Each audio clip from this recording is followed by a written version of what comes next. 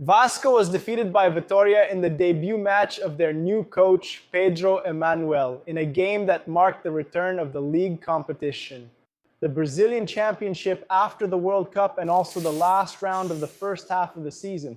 Vasco remains therefore in the relegation zone, and the coach will have a lot of work to do to try to get the team out of this uncomfortable position. The team is in 17th place. It's the first in the relegation zone. There's only a small gap between them and the teams just outside, but they need to earn points in the championship so they don't reach the final stretch needing results, running a high risk of relegation again. A very weak match in terms of creativity from both teams, especially in the first half. Yeah, both teams posed very little threat to the opposition goal. Vasco, after the break, managed to improve a little in the match, creating more danger than Vitória. However, during a build-up play, the midfielder Cauambaros ended up making a mistake.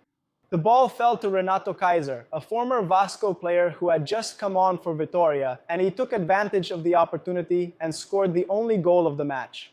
And once again, an individual mistake led to Vasco dropping points.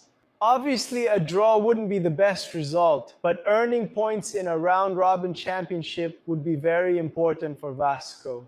So what's the message for Vasco's fans? The message left by coach Pedro Emanuel's debut at Vasco is mainly that the team needs to improve in attack. The tendency is that reinforcements will indeed arrive. The Colombian Nelson Diosa from Real Betis is very close to being signed by Vasco. The negotiation is in its final stages. It is very likely that the player will arrive in Rio next week to sign the contract. And then he will strengthen Vasco's squad. Vasco should look for other players as well in the transfer window. Waiting for the signature from Mo, the Memorandum of Understanding with Marcos Lamar, who is involved in the purchase of ESAF. This will be able to provide better financial support. Vasco will be able to look for players from a slightly better tier on the market. Vasco is currently having a lot of financial difficulties.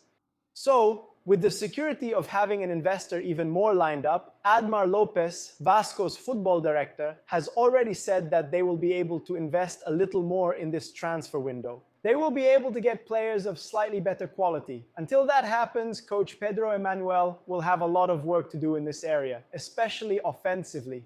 Today, defensively, for example, Vasco had an individual mistake but didn't give Vitória many opportunities in today's match.